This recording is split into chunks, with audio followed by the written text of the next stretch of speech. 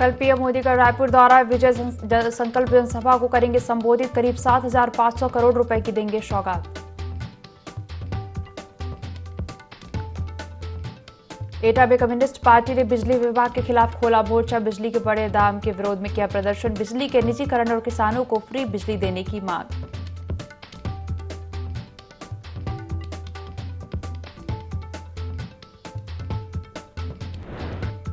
अलीगढ़ में हथियारों का दिखावा करना पड़ा भारी, पुलिस तक पहुंचे वायरल फोटो। युवक की तलाश में जुटी पुलिस।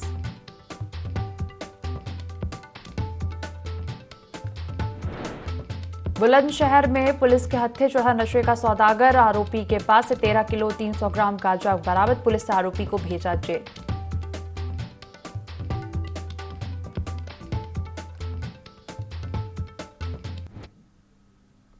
यूपी लाइव देख रहे हैं आप, मैं हूं आपके साथ दिव्या। बुलेटिन की शुरुआत करेंगे लखनऊ से आ रही बड़ी खबर के साथ। प्रधानमंत्री मोदी ने आम जनता को बड़ी सौगात दी है। पीएम मोदी 7 जुलाई को दोपहर 3:40 पर गोरखपुर पहुंचेंगे।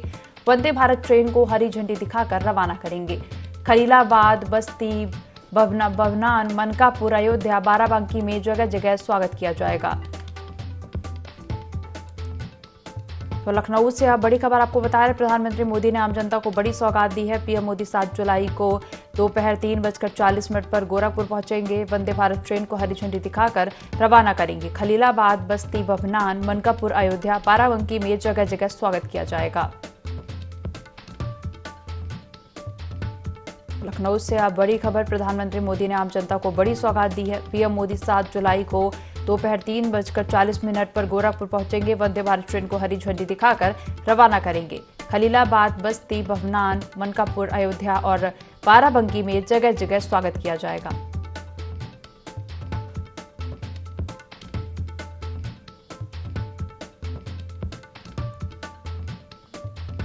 लखनऊ से खबर आपको बता रहे, प्रधानमंत्री मोदी ने आम जनता को बड़ी सौगात दी है। पीएम मोदी 7 जुलाई को दोपहर 3:40 पर गोरखपुर पहुंचेंगे और वंदे भारत ट्रेन को हरी झंडी दिखाकर रवाना करेंगे। आपको बता दें, खलीलाबाद, बस्ती, बवनान, मनकापुर, अयोध्या, बाराबंकी में जगह जगह स्वागत किया जाएगा पीएम मोदी का। और पीएम मोदी ने आम जनता को यह बड़ी सौगात दी है। 7 जुलाई को दोपहर 3:40 पर गोरखपुर पहुंचेंगे और वंदे भारत ट्रेन को हरी झंडी दिखाकर रवाना करेंगे।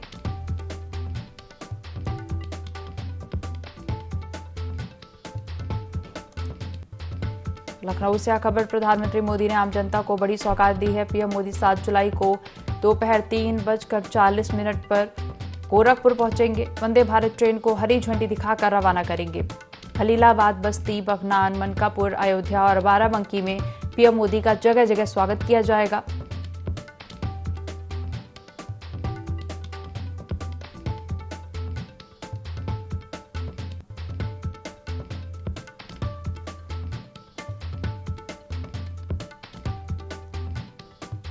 तो लखनऊ से खबर, प्रधानमंत्री मोदी ने आम जनता को बड़ी सौगात दी है।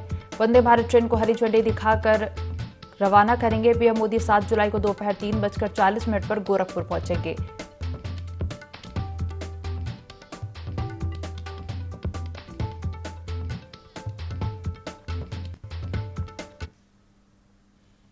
आगे बढ़ेंगे और रुक करेंगे लखनऊ से अगली खबर का। मुनीर आलम को एटीएस ने अरेस्ट किया है। पीएफआई का सक्रिय सदस्य है मुनीर आलम। हिडन एजेंडे पर मुनीर काम कर रहा था। पश्चिमी यूपी में पीएफआई को मजबूत करने की जिम्मेदारी मिली थी। पीएफआई की एडहॉक कमेटी का सदस्य भी रहा मुनीर आलम। यूपी एटीएस ने मुजफ्फरनगर रेलवे स्टेशन से उसे गिरफ्तार किया है। पूर्व में गिरफ्तार मौलाना शादाब के संपर्क में आने पर पीएफआई का सदस्य बना था। 2015 से पीएफआई के लिए सक्रिय तौर पर मुनीर काम कर रहा था। मुनीर को पीएफआई से फंडिंग भी की जाती थी। प्रतिबंध के बाद मुनीर आलम पीएफआई के प्रचार प्रसार में लगा था।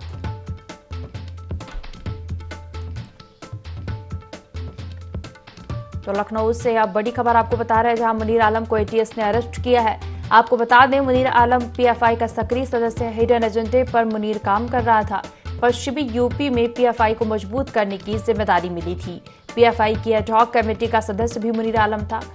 आपको बता दें, यूपी एटीएस ने मुजफ्फरनगर रेलवे स्टेशन से मुनीर आलम को गिरफ्तार किया है।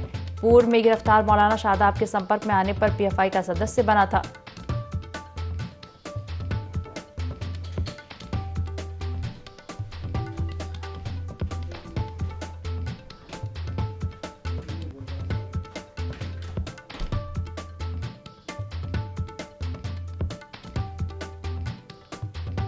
ज्यादा जानकारी लेंगे, संवाददाता आशिफ बेग हमारे साथ जुड़ गए हैं। आशिफ, मुनीर आलम को एटीएस ने अरेस्ट किया है, पूछताछ पे क्या कुछ जानकारी सामने आई है? जी बिल्कुल दिव्या, बता दूं कि यूपी पुलिस और यूपी एटीएस लगातार पीएफआई संगठन के सदस्यों पर कार्रवाई कर रही है। इसी कार्रवाई को आगे बढ़ाते हुए एटीएस ने सक्रिय सदस्य मुनीर आलम को अरेस्ट किया है और पश्चिमी यूपी में पीएफआई को मजबूत करने की जानकारी मिली है कि मुनीर यहाँ अपना संगठन बढ़ा रहा था और पीएफआई की एडहॉक कमेटी का सदस्य भी मुनीर आलम रह चुका है। और मुनीर आलम को यूपी एटीएस ने मुजफ्फरनगर रेलवे स्टेशन से गिरफ्तार किया। इसके पहले मौलाना सादाब के संपर्क में भी था मुनीर आलम और प्रतिबंध के बाद मुनीर आलम ने पीएफआई के प्रचार प्रसार में अपनी भागीदारी शामिल की थी और पुलिस यूपी एटीएस ने इसके पहले जो है मौलाना सादाब, साजिद इस्लाम समेत कई लोगों को गिरफ्तार किया था और आज मुनीर आलम को यूपी एटीएस ने कोर्ट में जो है पेश किया, जिसे 10 दिन की कस्टडी रिमांड मिली है। जी आशिफ, जुड़ने के लिए और जानकारी साझा करने के लिए आपका धन्यवाद।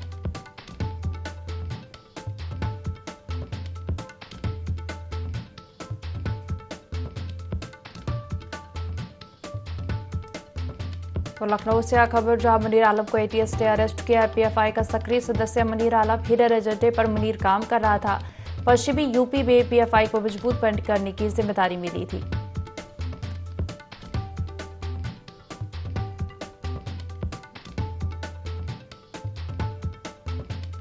तो लखनऊ से खबर, जहां मुनीर आलम को एटीएस ने अरेस्ट किया। पीएफआई का मुनीर आलम सक्रिय सदस्य है।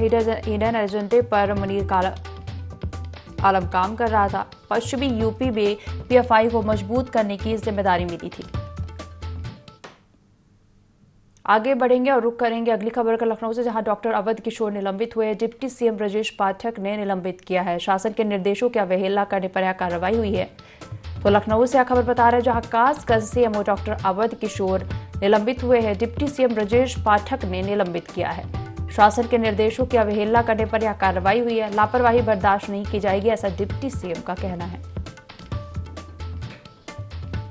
ज्यादा जानकारी लेंगे, हमारे ब्यूरो चीफ विनय मिश्रा हमारे साथ जुड़ गए हैं। विनय, कासगंज सीएमओ डॉक्टर अवध किशोर निलंबित हुए हैं, क्या पूरी जानकारी? जी बिल्कुल, यहाँ बताना चाहूंगा कि डिप्टी सीएम ब्रजेश पाठक ने जो है कासगंज का निरीक्षण भी किया था। उसमें जो है सीएमओ की जो है कार्यशैली को लेकर के वहां पे वो नाराजगी भी जताई थी।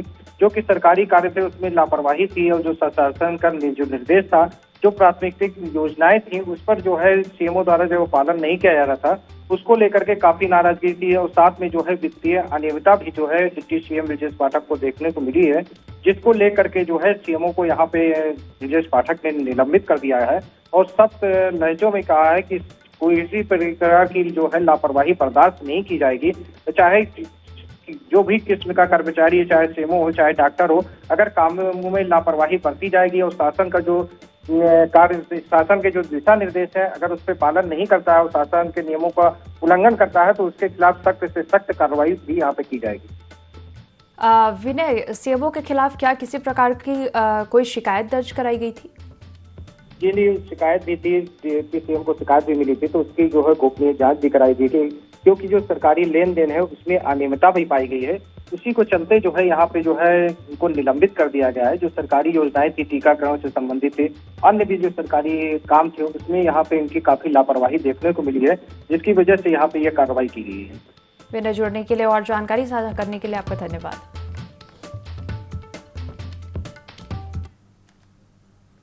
आगे बढ़ेंगे, रुक करेंगे एटा से आ रही खबर का, जहां कम्युनिस्ट पार्टी ने बिजली विभाग के खिलाफ मोर्चा खोला है। उत्तर प्रदेश में बिजली के बढ़े हुए दाम के विरोध में प्रदर्शन किया है। बिजली विभाग के खिलाफ नारेबाजी भी की। बिजली के निजीकरण और किसानों को फ्री बिजली बिल देने की मांग की है। ईटानगर के एएसई कार्यालय का यह मामला बताया जा रहा है, जहां कम्युनिस्ट पार्टी ने बिजली विभाग के खिलाफ मोर्चा खोला है। उत्तर प्रदेश में बिजली के बढ़े हुए दाम के विरोध में प्रदर्शन किया है। बिजली विभाग के खिलाफ जमकर नारेबाजी भी की है। बिजली के निजीकरण और किसानों को फ्री बिजली देने की मांग की है। ईटानगर के एसई कार्यालय का यह मामला बताया जा रहा है।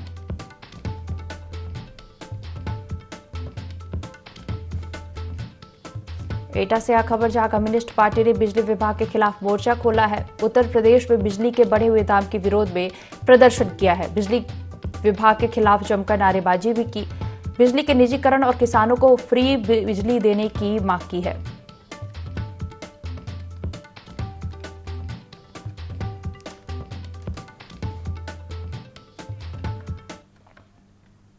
आगे बढ़ेंगे और करेंगे बुलंदशहर से आ रही खबर का, जहां पुलिस के हत्थे नशे का सौदागर चढ़ा है। आरोपी के पास से 13 किलो 300 ग्राम गांजा भी बरामद हुए हैं।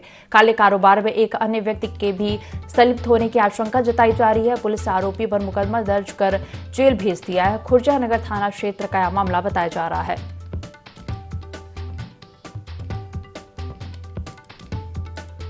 तो बुलंदशहर से यह खबर, जहां पुलिस के हत्थे चढ़ा नशे का सौदागर आरोपी के पास से 13 किलो 300 ग्राम गांजा बरामद हुआ है। काले कारोबार में एक अन्य व्यक्ति के भी संलिप्त होने की आशंका जताई जा रही है। पुलिस ने आरोपी पर मुकदमा दर्ज कर जेल भेज दिया है। खुर्जा नगर थाना क्षेत्र का मामला बताया जा रहा है। बुलंदशहर से यह खबर, जहां पुलिस के हत्थे नशे का सौदागर चढ़ा और आरोपी के पास से 13 किलो 300 ग्राम गांजा बरामद हुआ। मोहल्ले से एक गांजे के साथ एक व्यक्ति को गिरफ्तार किया है, जिसका नाम रिंकू रॉबिन है, जिसके पास से 13 किलो 300 ग्राम गांजा बरामद हुआ है। इस पर अभियोग पंजीकृत कर विधिक कार्रवाई की जा रही है। वो विवेचना में जो भी आगे होगा वो कार्रवाई की जाएगी। सीतापुर जनपद के प्राचीन मां महोठेरानी मंदिर में कसमांडा क्षेत्र के सैकड़ों कांवरियों ने विशाल कांवड़ यात्रा निकाली।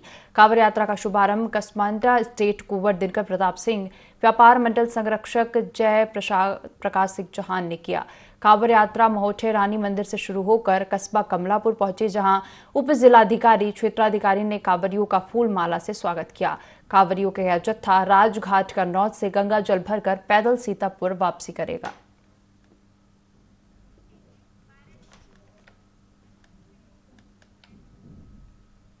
मैनपुरी में तैनात प्राथमिक विद्यालय के शिक्षक का हिंदू धर्म और सनातन संस्कृति को लेकर दुष्प्रचार करने का वीडियो सोशल मीडिया पर जमकर वायरल हो रहा है। दरअसल शिक्षक द्वारा बच्चों को सनातन संस्कृति के बारे में गलत जानकारी दी जा रही थी। यह वीडियो वायरल होने के बाद भाजपा की नीतियों को गलत तरीके से पेश करने का विश्व हिंदू परिषद ने विरोध किया। विश्व हिंदू परिषद ने जिलाध्यक्ष सुमित चौहान ने एसपी को लिखित शिकायत दी और रिपोर्ट दर्ज कर कार्रवाई की मांग की है। वहीं बेसिक शिक्षा अधिकारी दीपिका गुप्ता ने मामले की संज्ञान लेते हुए कार्रवाई की बात कही है। बेसिक शिक्षा विभाग में एक अध्यापक हैं जितेंद्र कुमार जी, उनका एक वीडियो वायरल हुआ है जिसमें वो मंदिरों पर, हमारे सनातन व्यवस्थाओं पर, परंपराओं पर अक्षम्य टिप्पणियां कर रहे हैं। इसके विरोध में उन पर एफआईआर दर्ज कराने के लिए कल हमारे कार्यकर्ताओं ने बरनाल थाने में एक तहरीर दी है। मामला संज्ञान में आया है। इसके संबंध में मैंने एक वीडियो भी देखी जिसमें ये टीचर है, ये कुछ बच्चों को धर्म की बातों पर कुछ टिप्पणी कर रहा है। इसके लिए मैंने बीओ बरनाहल को जांच सौंपी। उत्तर प्रदेश में योगी सरकार माफियाओं की कमर तोड़ रही है, जिसके तहत पश्चिम उत्तर प्रदेश के कुख्यात सुशील मूंज की अवैध तरीके से अर्जित की गई संपत्ति को जब्त किया गया। अवैध संपत्ति की कीमत 80 करोड़ रुपए बताई जा रही है। बता दें, इसके पहले जिला प्रशासन ने एक रिश्तेदार की तकरीबन 10 करोड़ रुपए की संपत्ति कुर्क की थी। यानी कि अब तक अपराधी सुशील मूंज की कुल 90 करोड़ की संपत्ति को पुलिस ने जब्त किया है। प्रदेश सरकार से चिन्हित माफिया सुशील मूंज की आज लगभग टोटल मिलाकर के 90 करोड़ की संपत्ति कुर्क की गई है। इसमें माननीय मुख्यमंत्री जी, हमारी सरकार की जो भी मंशा है, जिसमें माफिया की कमर तोड़नी है, वो प्रोसिक्यूशन चाहे वो मुकदमे हो, चाहे वो उनके संपत्ति, उन पे फाइनेंशियल चोट करने की बात हो। हम लोगों ने एक लगभग पिछले 2-3 महीनों के अथक प्रयास के बाद एक लगभग 90 करोड़ की संपत्ति कुर्क कर रहे हैं सुशील मूंज की, जो उसने अपने रिश्तेदारों के नाम से साइफन ऑफ कर रखी थी। सावन माह के कांवड़ मेले की शुरुआत हो चुकी है, जिसके चलते अब हरिद्वार से गंगा जल भरकर शिव भक्त अपने अपने गंतव्य की ओर जाते नजर आ रहे हैं। 131 लीटर जल की कांवड़ लेकर हरिद्वार से आ रहे मेरठ के 4 भक्त मुजफ्फरनगर के शिव चौक पर रुके थे। इन शिव भक्तों का कहना है कि अगर इस बार देश में मोदी सरकार एक बार फिर से आती है तो वह अगली बार 161 लीटर जल की कांवड़ लेकर आएंगे।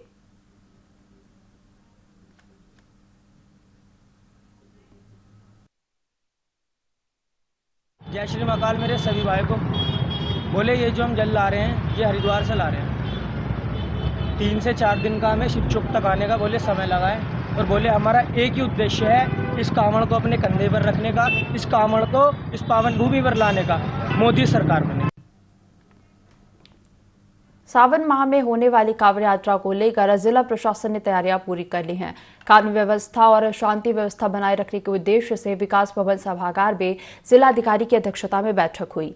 बैठक में डीएम मोनिका रानी और एसपी प्रशांत वर्मा ने सभी एसडीएम और सीओ को निर्देश दिए कि कार्यक्रम करने वाले आयोजकों डीजे वालों के साथ बैठकें भी आयोजित कर आवश्यक प्रबंध भी कर लिए जाएं। उन्होंने यह भी निर्देश दिए कि मंदिर और शिवालयों के पुजारियों प्रबंधकों से समन्वय पर सीसीटीवी कैमरे लगवाएं, घाटों पर विशेष निगरानी रखी जाए, साथ ही घाटों पर गोताखोरों की व्यवस्था मौके पर मौजूद हो।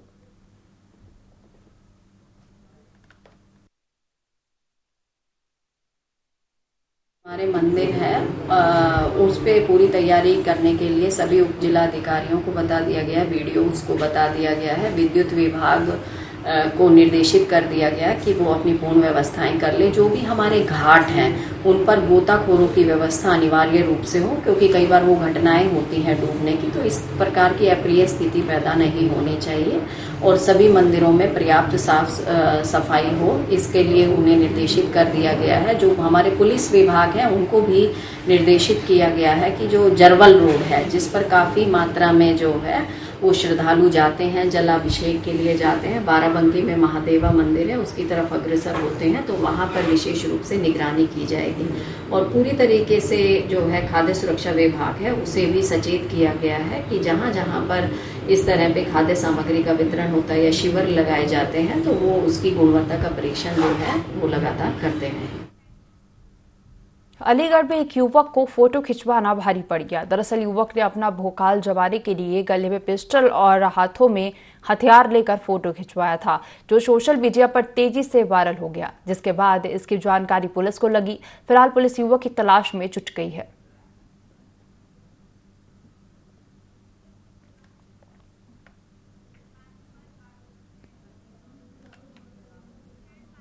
खबर जनपद पीलीभीत के बीसलपुर तहसील क्षेत्र के गांव से है, जहां युवक का आरोप है कि उसकी पत्नी का तहसील क्षेत्र के गांव निवासी युवक से अवैध संबंध है। उसकी पत्नी ने उसे दूध में जहर मिलाकर दे दिया, जिससे वह कई दिनों तक जिला अस्पताल में भर्ती रहा। पूरे मामले में पीड़ित ने बीसलपुर कोतवाली में तहरीर देकर कार्रवाई किए जाने की मांग की।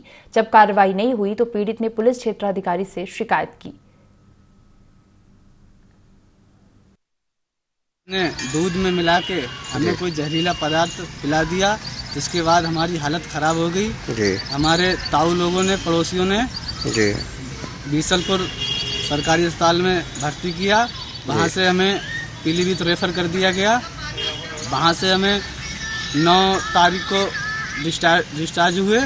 उसके बाद में हमने FIR करी बीसलपुर कोतवाली।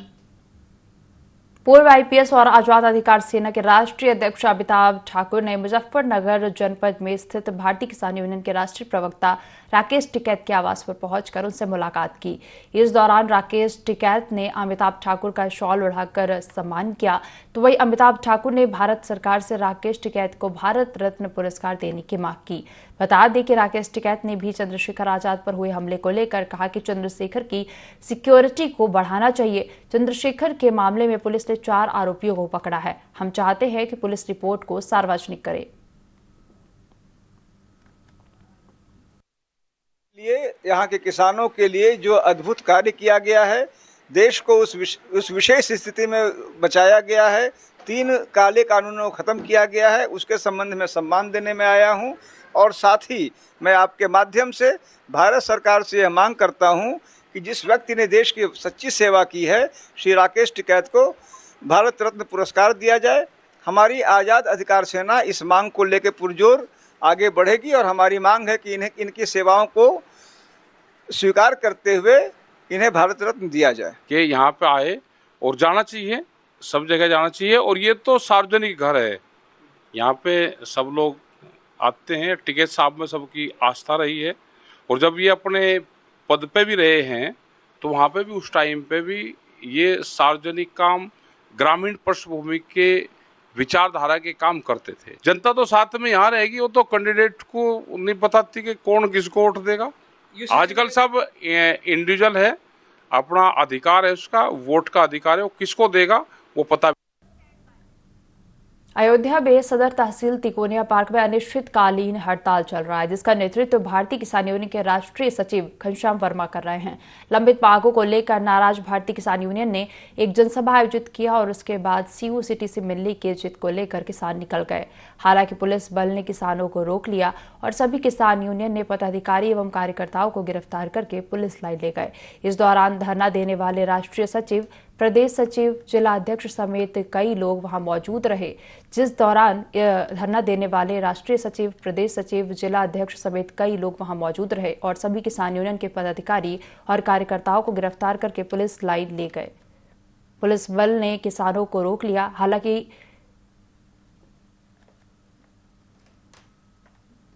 और उसके बाद सीयू सिटी से मिलने की जिद को लेकर किसान निकल गए। हालांकि पुलिस बल ने किसानों को रोक लिया और सभी किसान यूनियन के पदाधिकारी और कार्यकर्ताओं को गिरफ्तार करके पुलिस लाइन ले गए। इस दौरान धरना देने वाले राष्ट्रीय सचिव, प्रदेश सचिव, जिला अध्यक्ष समेत कई लोग मौजूद रहे।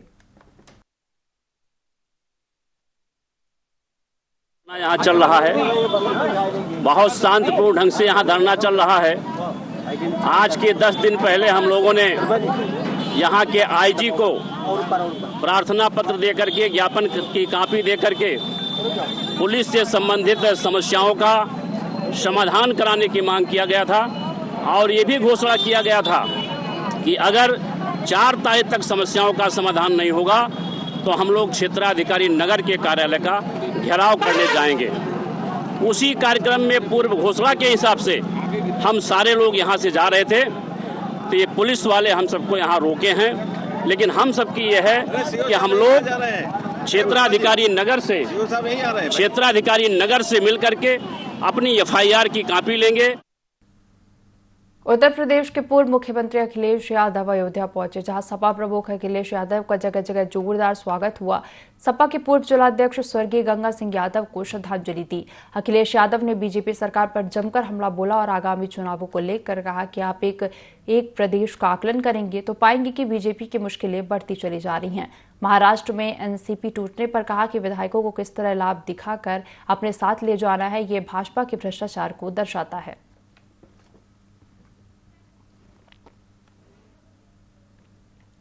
उत्तर प्रदेश के पूर्व मुख्यमंत्री अखिलेश यादव अयोध्या पहुंचे, जहां सपा प्रमुख अखिलेश यादव का जगह जगह जोरदार स्वागत हुआ। सपा के पूर्व जिलाध्यक्ष स्वर्गीय गंगा सिंह यादव को श्रद्धांजलि दी। अखिलेश यादव ने बीजेपी सरकार पर जमकर हमला भी बोला।